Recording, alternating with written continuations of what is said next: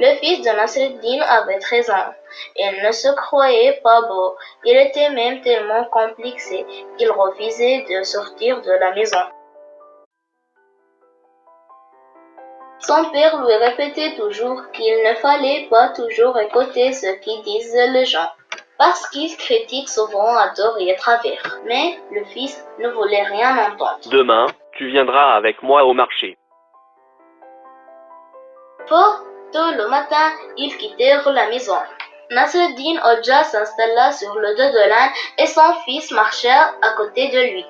À l'entrée de la place du marché, des hommes étaient assis à bavarder. À la vue de Nasreddin et de son fils, ils lâchèrent la bride à leur langue. Regardez cet homme, il n'a aucune pitié. Il est bien reposé sur le dos de son âne et il laisse son pauvre fils marcher à pied. Pourtant, il a déjà bien profité de la vie. Il pourrait laisser la place aux plus jeunes. Nasreddin dit à son fils: As-tu bien entendu? Demain, tu viendras avec moi au marché.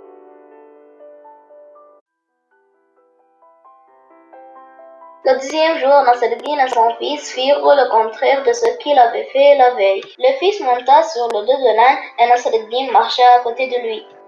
À l'entrée de la place, les mêmes hommes étaient là. Ils s'écrièrent à la vue de Nasreddin et de son fils: Regardez cet enfant, il n'a aucune éducation, aucune politesse. Il est tranquille sur le dos de l'âne alors que son père, le pauvre vieux, est obligé de marcher à pied. Nasreddin dit à son fils: As-tu bien entendu? Demain, tu viendras avec moi au marché.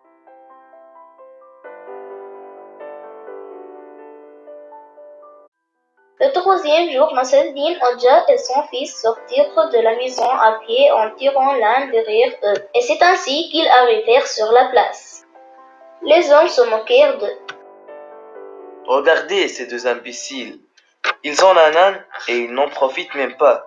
Ils marchent à pied sans savoir que l'âne est fait pour porter les hommes. Nasreddin dit à son fils: As-tu bien entendu? Demain, tu viendras avec moi au marché.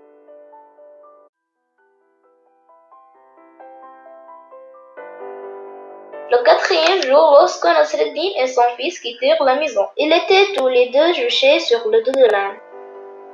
À l'entrée de la place, les hommes laissèrent éclater leur indignation. Regardez ces deux-là. Ils n'ont aucune pitié pour cette pauvre bête. Nasreddin dit à son fils: As-tu bien entendu? Demain, tu viendras avec moi au marché.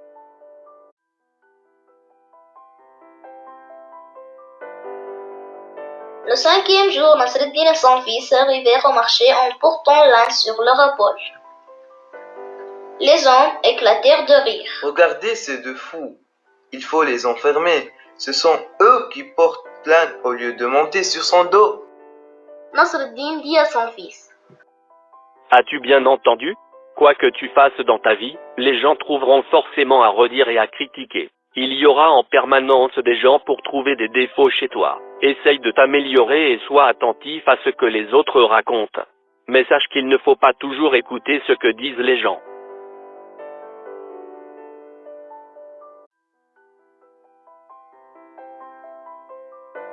Ce superbe conte nous invite à ne plus craindre le jugement des autres.